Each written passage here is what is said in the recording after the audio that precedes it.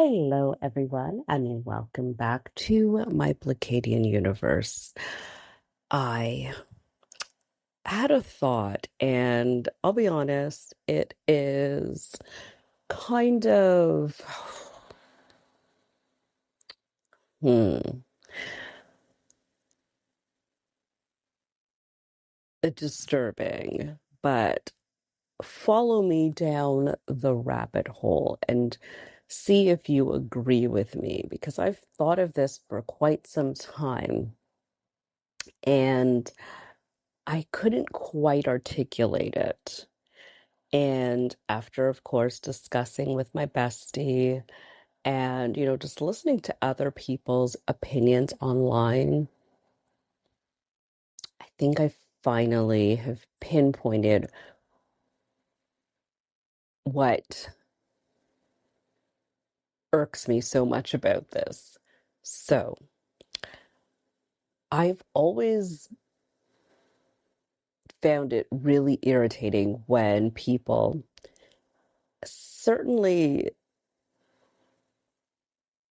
people of a certain demographic, let's just say white people, have spoken about how they always love animals more than they do people. And it's never really sat right with me. Let's talk about it. So there is, obviously, a lot of people say this in jest, because as much as, we do not want to have a hierarchy on life, I think it is illogical as a human being to not put more weight on human lives. That is not to say that treating other beings with compassion and kindness shouldn't absolutely be done and the forefront. I mean, that extends all the way down to, you know, I I understand, vegetarianism, veganism, people not wanting to take lives of any kind. Um, and I also think that should especially apply to human lives, for example. And also people that do, take lives to feed themselves, but do so with great respect and understanding the weight of those decisions, um, and, wanting to maximize that life, to give life. All, based on what you're okay with, all those kinds of things. I think those are the conversations that we should be having. Those are the kinds of conversations that we can have a philosophical debate about. But when it comes to human lives, as an animal lover, I'll say right now, as an animal lover, as a lover of, I'll be honest, dogs particularly, sorry, cat people, um, you know, all of those things, I've worked in a vet clinic, um, just very lover of animals. But saying all of that, I need to say, for the state of the world to be just and a right place, human life has to be seen as more precious than others, because when that doesn't happen, it opens up the evils of human cruelty. And so when white people say that they like animals more than people, I, as a person in a Black body, know what it means when a white person who holds systemic power in our society, in our worlds, things that affect people's day-to-day lives, how people are fed and cared for and seen and thought of, when they the white people back in the day decided how to treat people that looked like me, they decided that I was not a person. And when I'm seen as less than, that has had and continues to have devastating impact on how I move throughout the world and how I live my life and my lived experience and how other people are allowed to interact and treat me. Um, you know, rules have been made and policy has been put in place, like oppression and hatred against me has been made law because of those views. So a statement that can seem silly um, has weight to it, especially when you look like a person who's made decisions to strip entire populations, millions upon millions of people, of their humanity. It doesn't ring funny to me. It sounds ignorant and from a place of um uh willful blindness to the cruelty and just,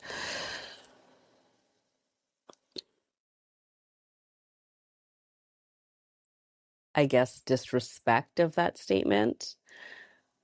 It reads as I don't have any clue of um others' experiences other than mine, and I don't want to. I just want to live in ignorance of my privilege, as something I often refer to as the bubble. And yeah, that's sort of, why that's always just not sat right with me. Now, the other half of this, and the other part that makes it such a insensitive, ridiculous statement, is that this idea that a pet or an animal has qualities that make them beyond reproach. So, if an animal is disobedient in some way, harms a human being, then, of course, people will immediately speak to the fact that, they're just animals doing their thing. There should be this separation between an animal or, a dog.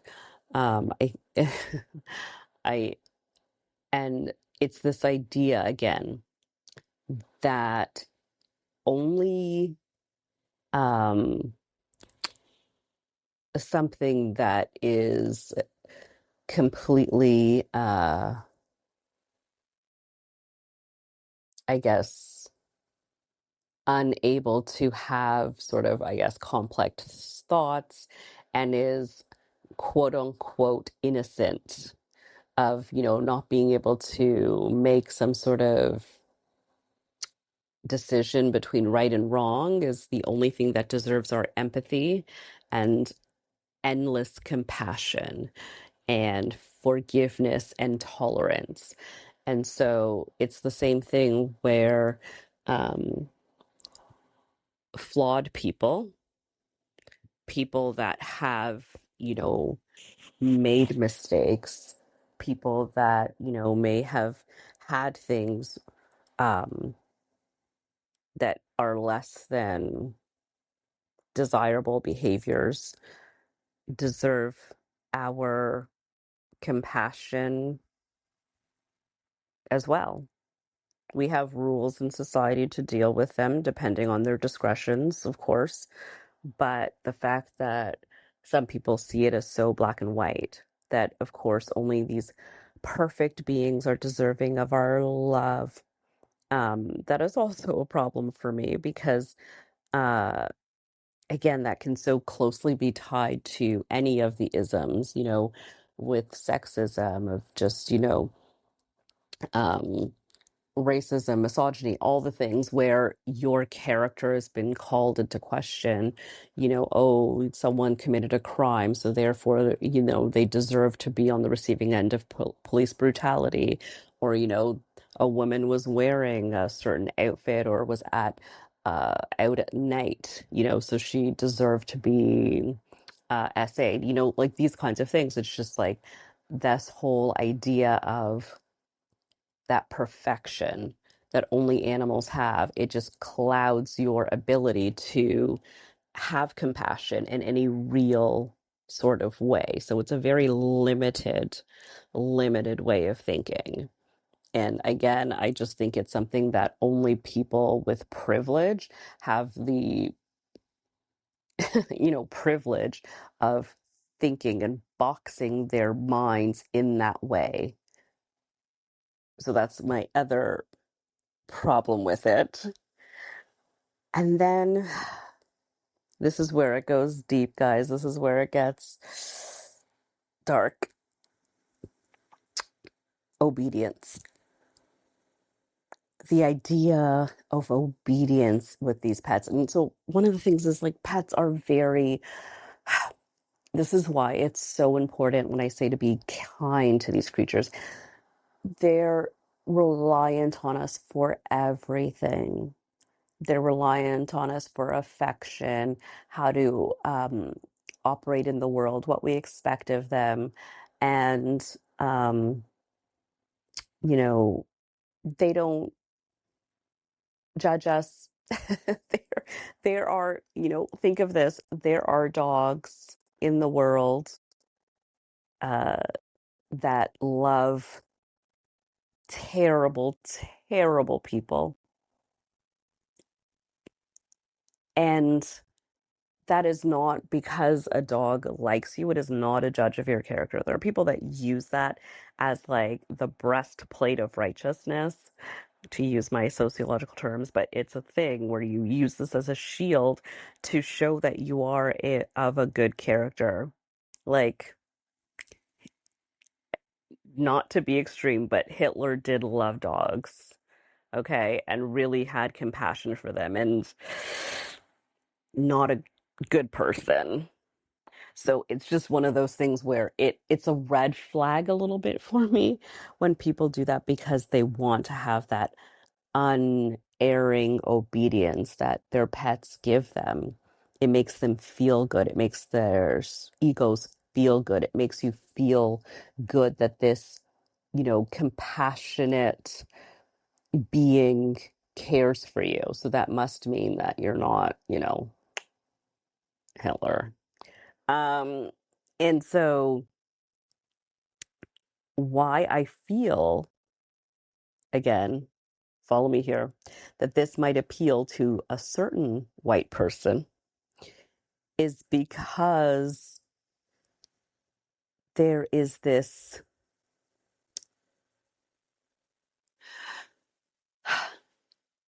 culture of wanting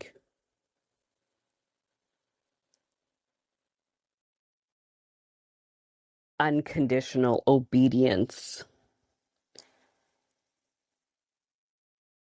from a less than human